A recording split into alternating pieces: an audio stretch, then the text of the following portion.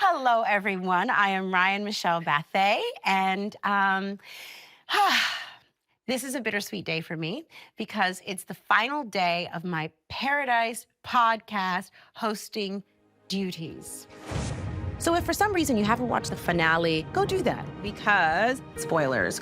And remember, you can stream seasons 1 and 2 of Paradise on Hulu and Hulu on Disney+.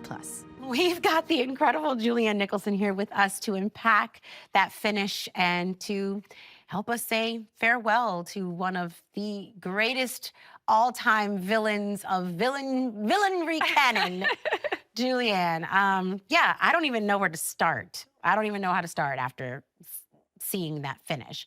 Do you know where to start? What can I say? What can I say? I mean, I think Dan had this idea from the beginning of the season. Even I didn't get the episode until well into the season, of how it would all wind up for her. I mean, it's such a beautiful ending, and I love it because I feel like, I love Sinatra, and she was given such a hard time by everyone, which I understand in season 1.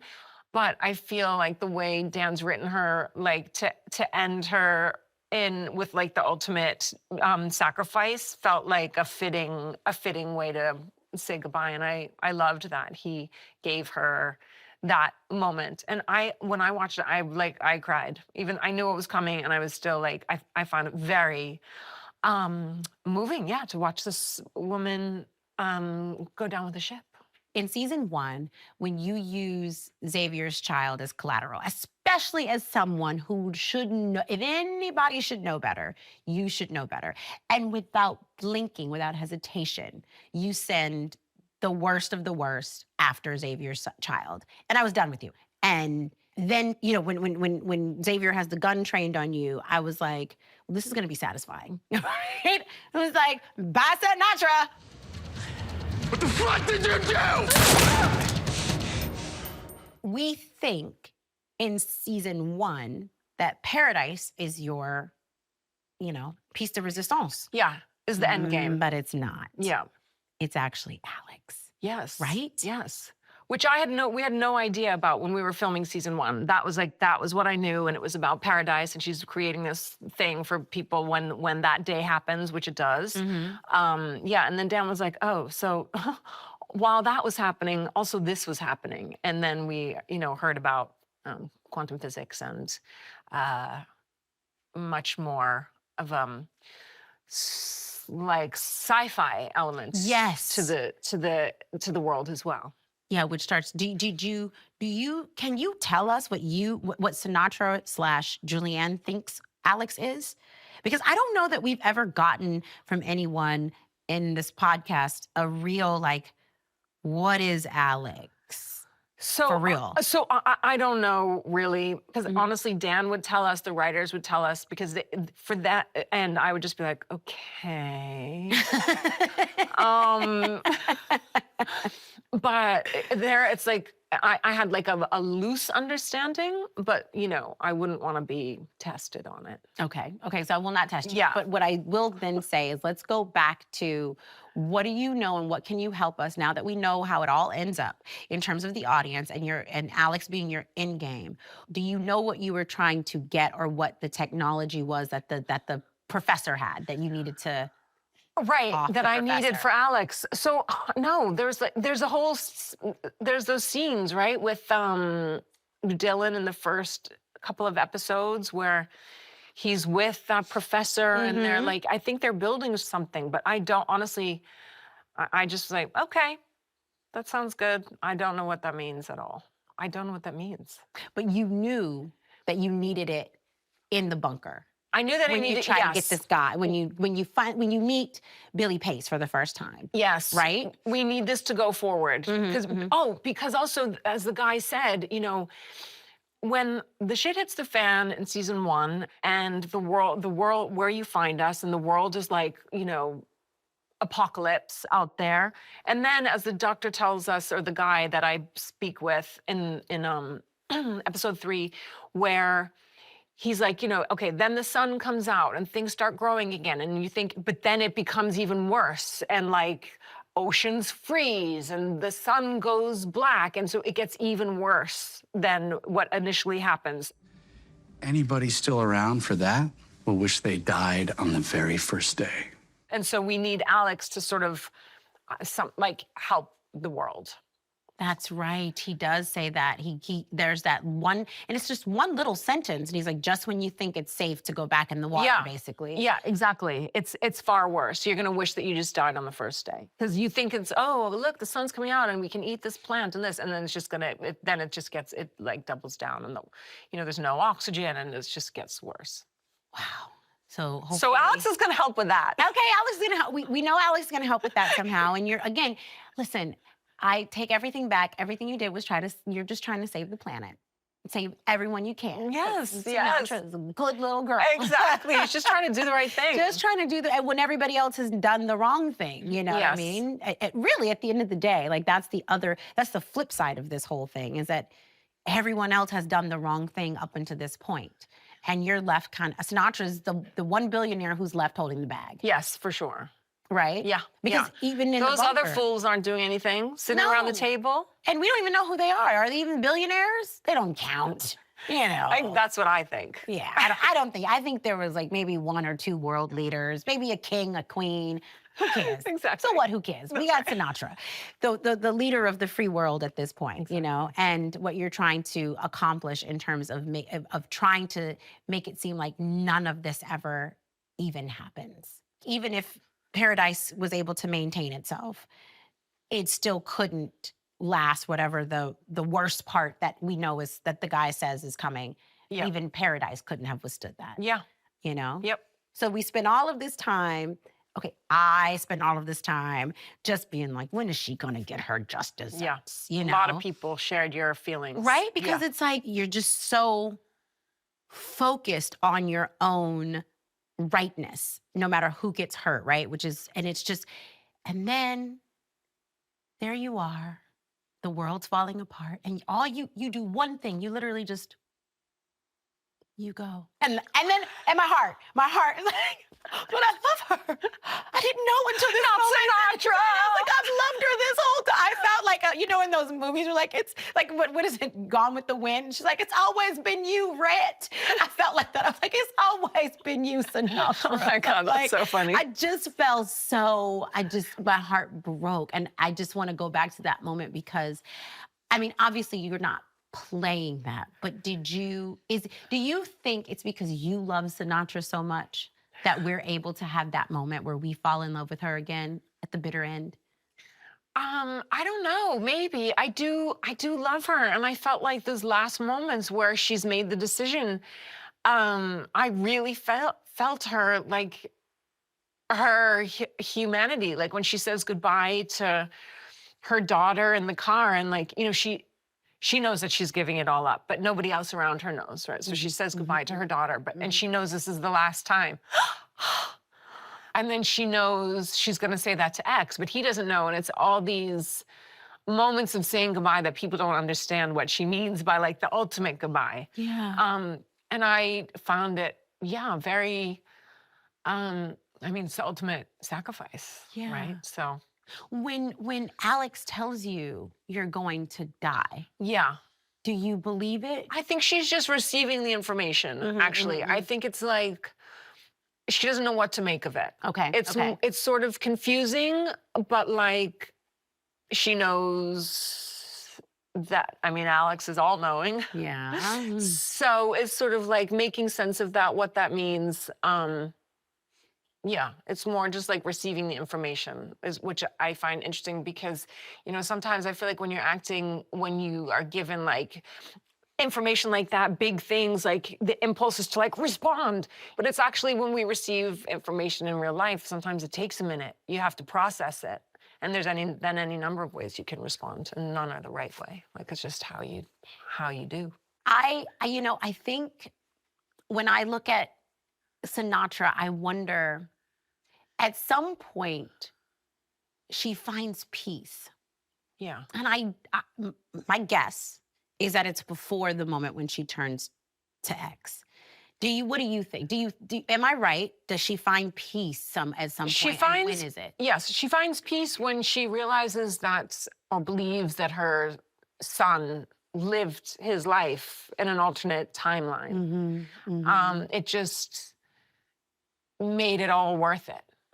All the, you know, that makes Paradise worth it, and all the, you know, conniving and the killing and the horrible things that she's done for the good of, you know, the citizens of Paradise and her family. And when she realizes, or when she believes that Dylan's still alive, it all makes sense.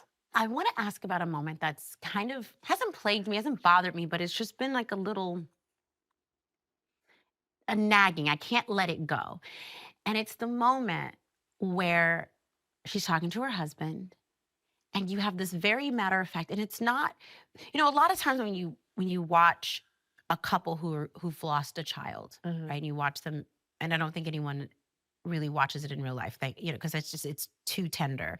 But when we watch it on screen, we see the incriminations, we see blame, we see, we see so much emotion around it. You look at him and you're like, I'm really glad you're okay. How do you do it? How did you heal? I didn't. You did. You work. You bond with our daughter. You read for pleasure. You can say his name without...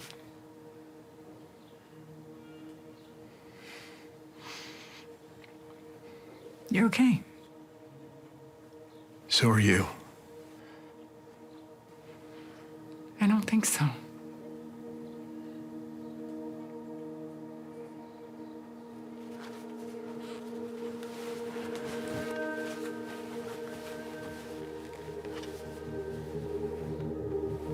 I'm glad you're okay.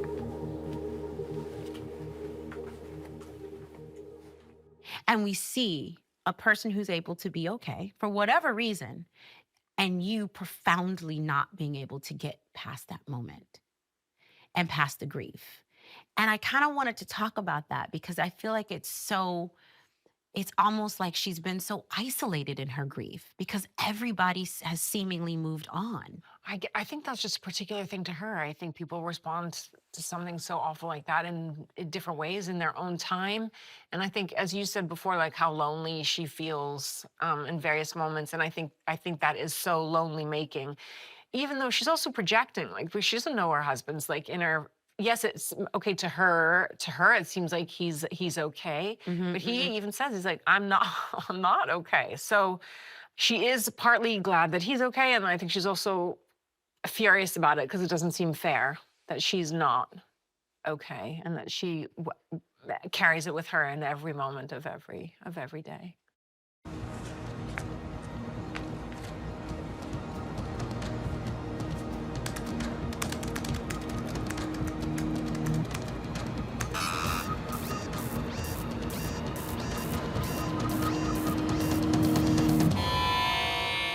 What was that like, filming that, everything, the chaos descending all around you? And when you read that, when you knew that you were gonna die, like, what was that? What was it like to film it? What was it like to read it the first time? So filming it so a lot of it comes together in editing in the show. So much happens in post. And so even when I watched it, I watched a rough cut where it says like, you know, screens dropping from the sky and this thing. So that's like using your imagination.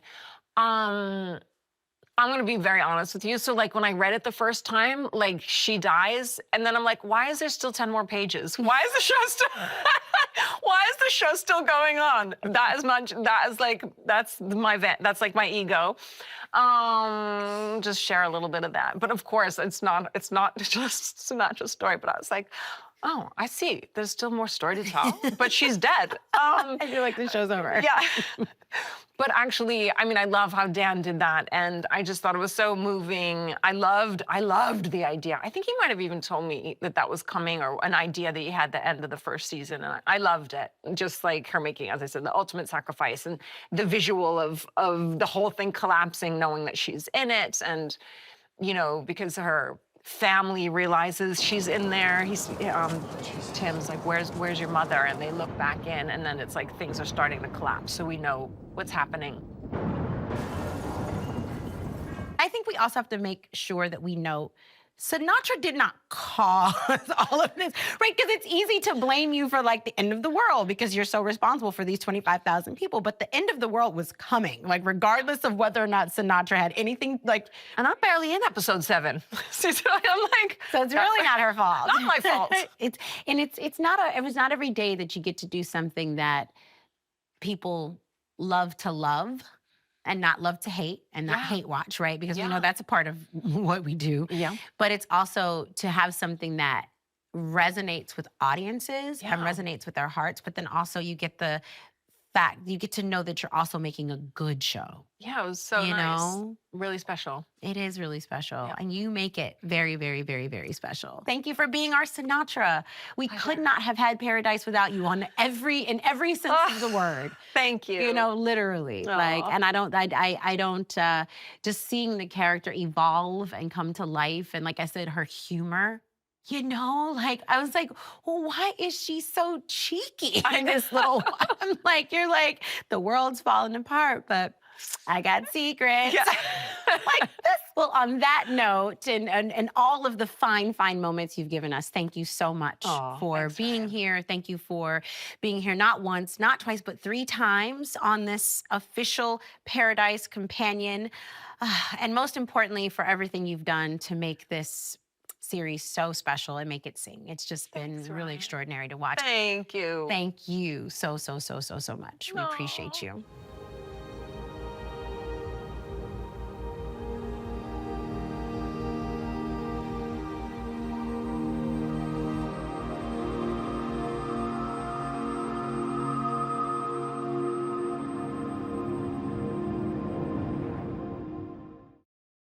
And so we are going to land this plane, hopefully better than some other planes have been landed in this show. And who better to do that than my favorite?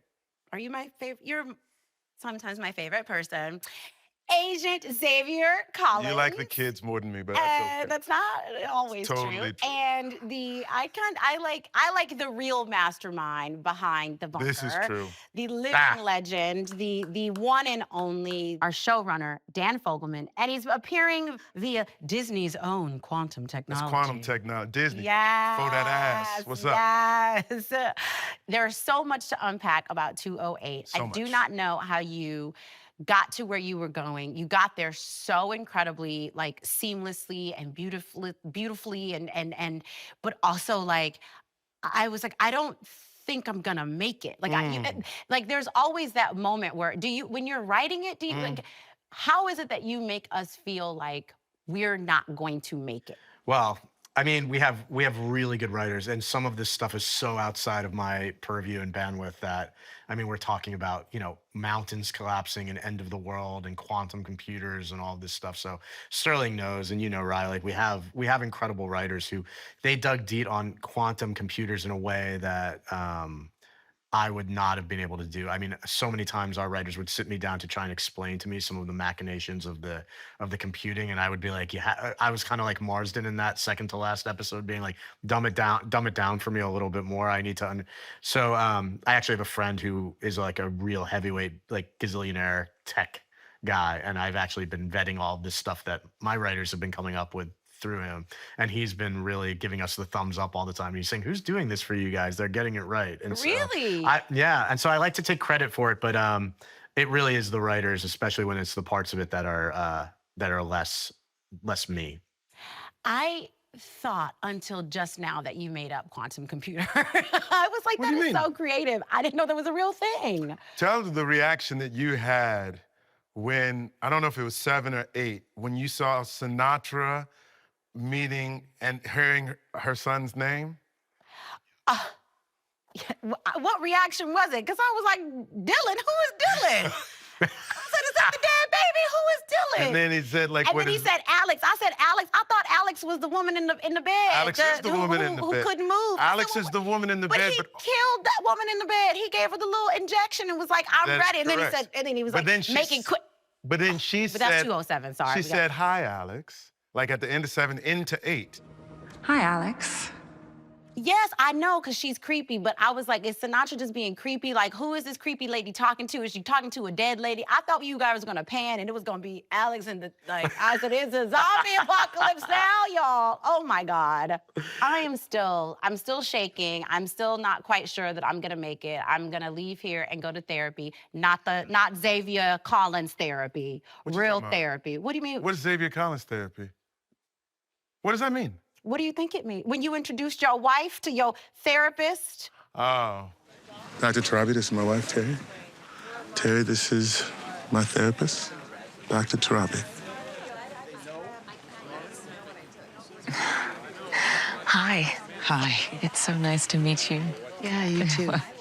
Your kids are beautiful. Thank you. Yeah. I'll be right back. Excuse me.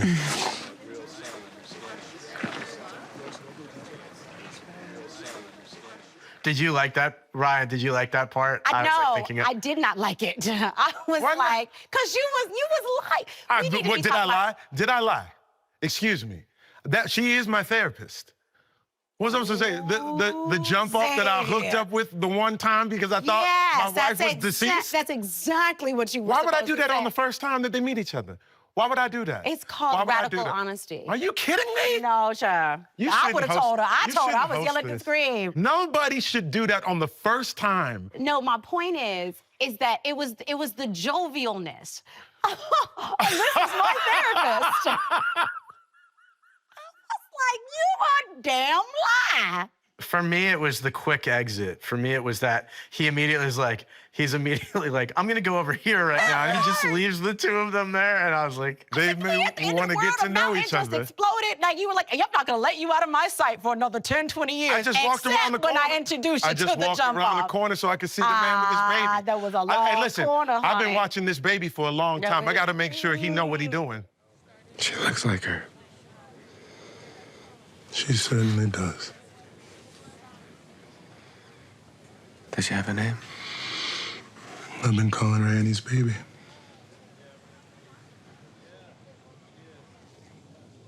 I like the sound of Annie. 208. So you said that you have a quantum computer is a real thing.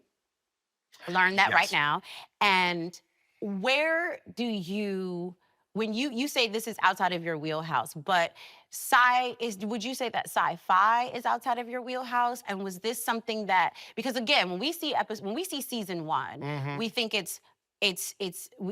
of the sci-fi stuff is in there In the same way. in the same way, right? But obviously there's a I don't want to say creepy element, but there's an element to it because it's the end of the world. And anytime you're dealing with any kind of apocalypse stuff, it always kind of takes you out of but because you guys are so good at what you do, it's always so grounded, right? Everything is just so incredibly grounded. So how did you make that leap? Did you know it's going to be rapid fire questions. Two-part How question? did you make the leap? Okay. Did you know you were going to make that leap? Yeah. Because I'm pretty sure I hear in your work you have a very big picture before you go in, right?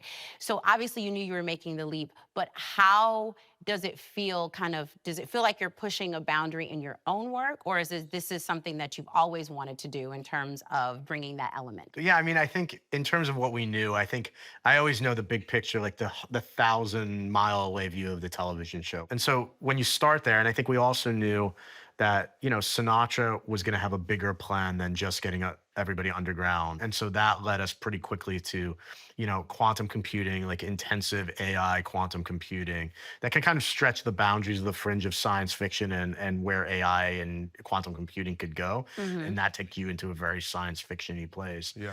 And so we knew that the second season would end with Sinatra dying and sacrificing herself to save the community, but also unleashing what her secret plan was. And then you start getting more granular and digging into the quantum computing. How are we going to do all that? But that was always the big picture plan. Do you think you redeemed her? Because I know that was also one of the big things that you wanted. Like, people had a very specific view of her. Do you feel like you achieved what you wanted in terms of giving this character an arc of redemption? One of my proudest moments of the show thus far is like as the mountain is coming down and we're kind of, like showing her death sequence in a very different kind of way. And to me, that was if you accept that Sinatra's mission wasn't just to save 25,000 people underground, but was to actually house something and do something bigger, it starts making some of the evil decisions she's made retroactively make a lot more sense, right? Like, True. you know, and it's not like viscerally she's been such a bad guy that it doesn't happen all at once, but hopefully you start understanding what she was trying to do, and then hopefully redeem her a little. Was Sinatra redeemed for you at the end? So of you know season what's eight? so funny? Because there's an episode where she goes to see the woman who just gave birth, and the woman's like, "Can you hold my baby?" And I was like, "Don't let that woman hold your baby. You can't trust that woman." And then the whole episode, I was like, "Shoot her, get her, kill her." And then the minute she was like, "I'm gonna sacrifice myself," I was like, "Not Sinatra."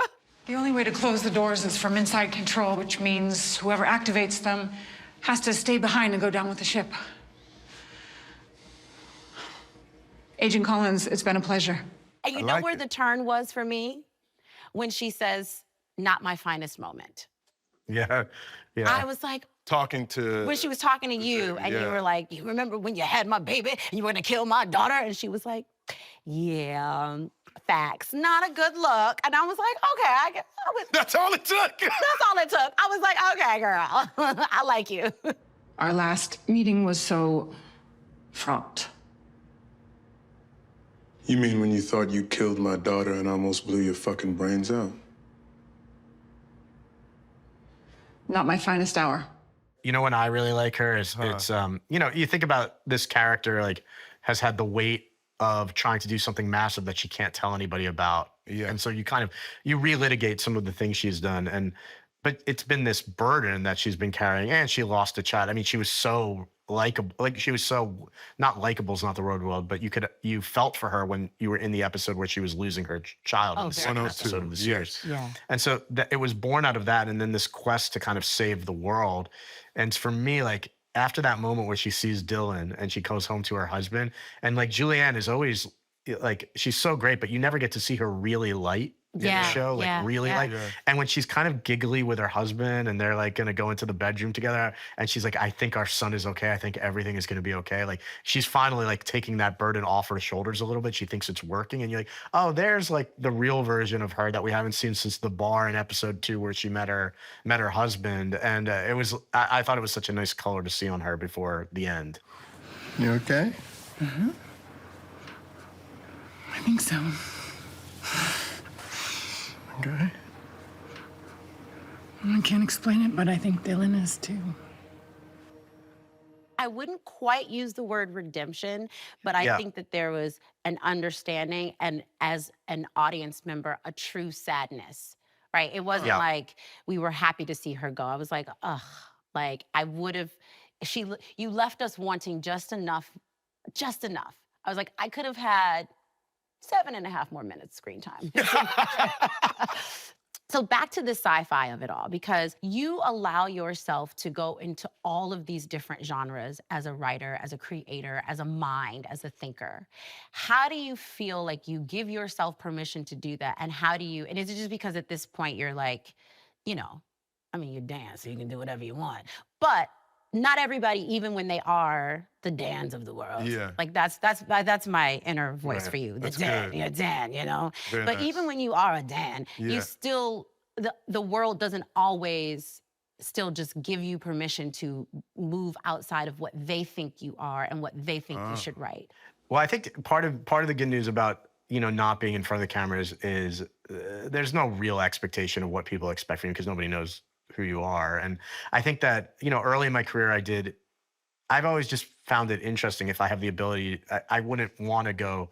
I mean, Sterling and I talked about this. I don't think an actor would necessarily want to come off of This Is Us and go do another family drama. Right. And so as a writer, I felt like sometimes you feel like you empty the well.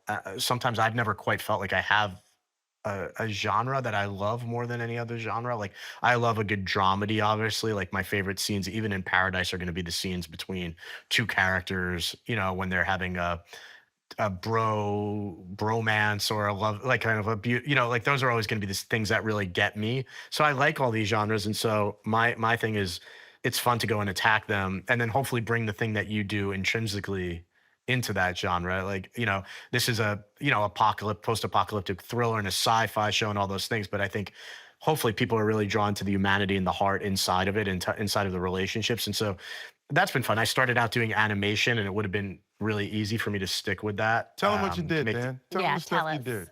I wrote animated films for Pixar and Disney, Cars and Tangled. Yeah, you did. Those were early in my career. Don't forget Bolt. And Bolt, one of my It's like my favorite movie. Every time it gets me, I'm like, that movie devastates me every time. But go ahead. Yeah. No, but I mean, I started out doing those, and it would have been, and it's a very collaborative medium that's very rewarding, because these movies are still the few movies that come out in movie theaters and people go and watch them en masse. But at a certain point, even though I loved it, I was like, I want to go do something else. And then I went into half hour. I was making a bunch of films and TV shows, primarily half-hour comedies. And then at a certain point, I was like, okay, I've done that a little bit. I'd like to try something that stretches my dramatic stuff a little bit more. And I went and did This Is Us. And so I like just trying new stuff. And I don't think it's necessarily that different. If you strip away what people like about the shows, it's probably a similar type of thing. But I watch these shows, so I like to try them, but there's certain ones I can't do. I don't think there's what would you say is out of your wheelhouse? I probably wouldn't be really good at writing a horror movie. No? Unless it was maybe like a Scream type movie, like if it was funnier or but I don't think it's intrinsic to me. Well, don't sell yourself really, short. I don't know. I don't know. You think you could do something like Norman Lear, like a Sanford and Son or Jeffersons? Yeah, because if you've done half hours, with but have they just been... black people, with no other black people in the writer's room to help. Yeah. Don't hang yourself out like that. No, So he'd have some black people. You're being, no. I'm just trying to make it interesting. I wanna tell you guys a secret. When they approached me about the podcast, I was really, really, really, really, really hesitant to say yes, because I was like, in the back of my mind, I was like, there's absolutely no way they're going to top season 1. There's such a magic, right? There's such a magic in season 1. Yeah. There's such a magic in all of your work. How do you not sit there and go, well, that was pretty damn good. I don't even know if I can top that. Like, how do you then say, all right, we got to write season 2, because it was so good. And I was like, and then you did it. Like, because we've all watched it at this point, you did it. It's not like you just were like, okay, well, there's no sophomoric slump. There's none of that. Like, you actually took the ball and you took it to the next level. How do you do that? Well, you work really hard. I mean, I think you keep all the same people that made the show the first time around, who really care. I mean, I think my great superpower as a showrunner has been finding people that we all know what we're doing and what we're not doing. We're not, we're not solving, all the myriad of crises in the world, and we know what we're doing and what we're not doing, but we treat the job like it's the most serious thing in the world. I hire people who care so much, and there's something to be said for that. They're not just looking to wait for the moment where I say I'm good, and then they've done their job. If I'm satisfied, they want to challenge me. They want to make it better, and so that's a part of it.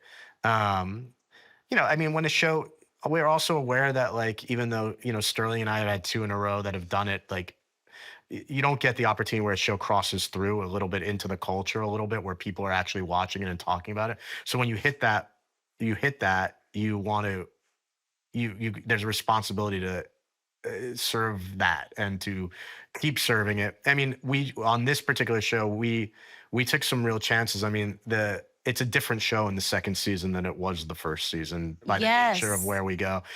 We knew that. I knew that there would even be there could be a slightly polarized reaction to that when you do something that's different. Like when you're only doing 8 episodes and you're coming back after a year off the air, and your first episode has no characters that you recognize in it. That's kind of that's aggressive, right? And so the only way it's going to work is if it's really good. And then we were smart enough to be like, all right, episode 2, we're going to give them a huge dose of Sterling, because that's what, people are invested in his journey and that guy and that character. So if episode 1 does this thing, we have to execute it really, really artfully.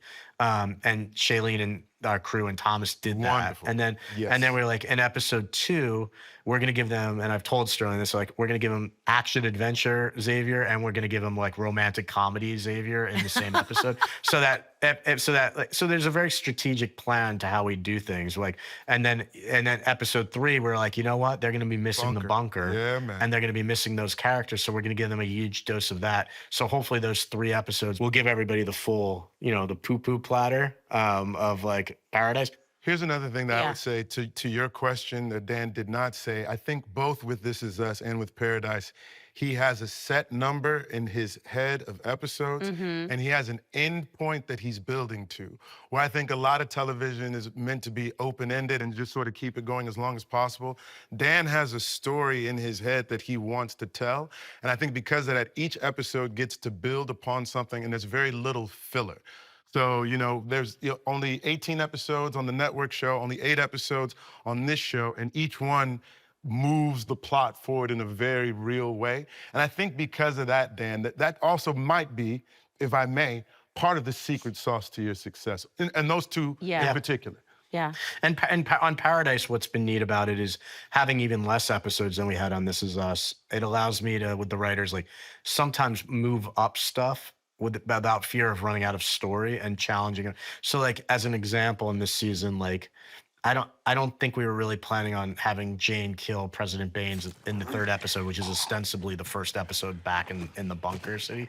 But as we started putting it up, I was like, let's do it right here at the end of our first episode back, and then just like launch all these different storylines. So you're constantly giving the audience these big moments and it's not why we're doing it. I'm not doing it so they'll just want to click on the next episode on their Hulu account, but like it does, this show allows for us to speed up our storytelling in a way that really just keeps it like smacking you in the face and not giving you a lot of time to breathe, because there's huge things happening at the end of every episode. That's what it feels like. I would be remiss when we were talking about secret sauce. I have to bring this up. You guys obviously have worked together before, but not only have you worked together, but you have such a chemistry as writer, creator, as actor, creator, as 2 artists who've come together. Like, can you both speak to that? And can you also, Dan, tell us, like, because apparently you had Sterling in mind before you even like went to anybody else, and like you let him, he was one of the first people to read the script outside of Sid, and so can you guys just touch a little bit the incredible and extraordinary chemistry that you guys have, and the growth of that, and how it's led us to this moment of the birth of Xavier in Paradise, and all of the things that we love about the show.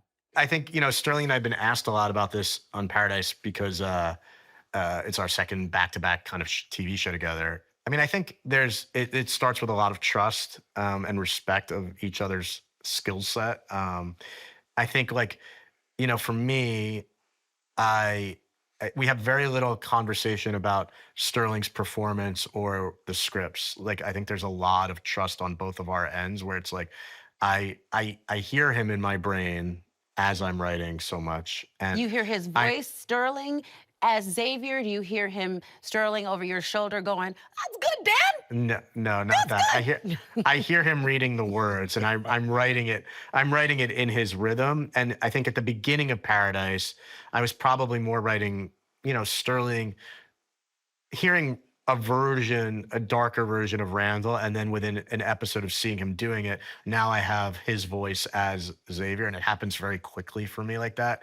I can sometimes tell you exactly how Sterling's going to do something before I've seen him do it. Not because he's predictable, but because I think we've hit a symbiosis kind of thing that's happening, where it's like I'll write stuff in a rhythm, and then oftentimes he'll surprise me and it will be different and it will be better. And so I think there's a mutual trust that way. I'm doing new shows, and I do other projects right now, and sometimes you only see it afterwards. And I think I had that with all the actors on This Is Us, this very special kind of trust that we were all in a rhythm together. We were all just playing music together in like this jazz band that didn't need to talk about what we were going to do ahead. And that's carried over for Sterling and I on this one and deepened, because you do other projects and you realize how much conversation there is about people trying to get underneath the writing, change the writing, people trying to affect another person's performance. And Sterling and I have just been in lockstep on this for now 8 years in a row on different TV shows. And it's hard to explain, but like when I wrote the pilot,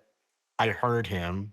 I heard a different version of him. I was at times like merging some of This Is Us, some of what I'd seen him do in Waves and other things. And I just hear him as the character. It's a very strange thing that I don't have all the time. I once had it in a weird way, even though I didn't know him. When I wrote the movie Crazy Stupid Love, I wrote it for Steve Carell, never having met Steve Carell, but having watched so much of his stuff that I wrote it in a rhythm for him.